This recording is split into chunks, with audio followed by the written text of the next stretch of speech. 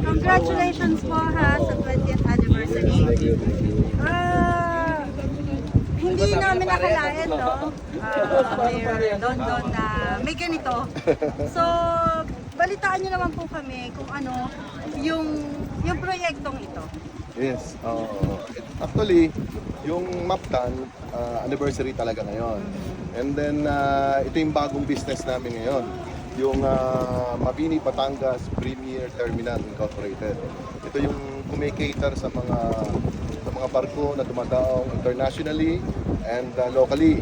And ito lang yung port na private commercial dito sa Mabini. Isa ang PNOC and then MBPTI na. Itong nakikita niyo mga port na to sa katabi namin, ito ay mga private lang.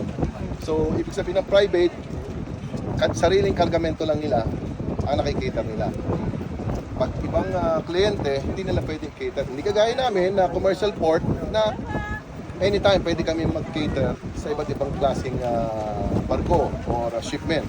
And then ito naman, bilang expansion namin, itong pagbili ng bagong barge, kasi kami integrator kami ng malalaking multinational company, Republic Cement, JG Summit, Mega World, kami rin nagkikater sa kanilang mga container vans. At dati, tracking lang kami. Ngayon, pasimula na dun sa kanilang mga kargamento, papunta, ikakarga sa barko, pagkat galing sa barko, ikakarga sa mga truck, papunta na sa kanilang mga planta.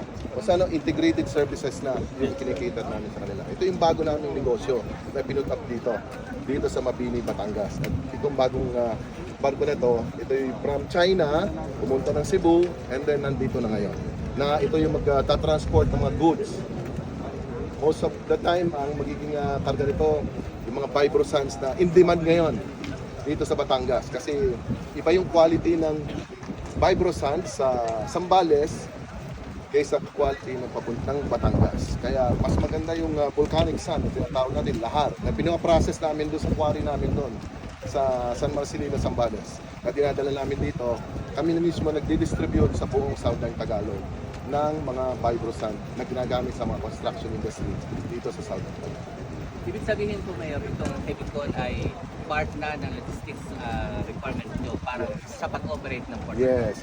Bali naging branch ito ng bali yung Maptan Group of Companies, ito na yung bago ngayon, yung Heavicon Aggregates and Corporation.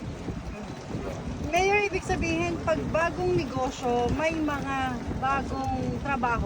Yes.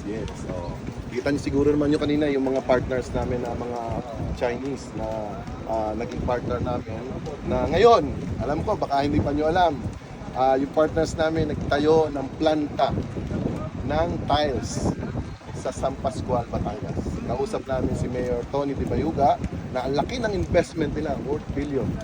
Pero hindi pa natin alam siguro ngayon. Pero yun, alam na ng province of Batangas and governor. Kompleto na lahat. Nag-i-start na ngayon ng construction. At napakaraming magiging matutulungan natin dito. In terms of jobs. Kasi libo per space. Baka ang kukunin tao, 1,500. 3 phase ito. Kaya napakalaking maitutulong nito sa San Pascual. Hindi lang sa San Pascual, sa buong province of Batangas. Trabaho ang inialok natin sa ating mga kababayan. Bilang tulong na rin ng ating mga investor na papunta dito sa Batangas. And this particular investment po, ilan ang jobs na ma-generate?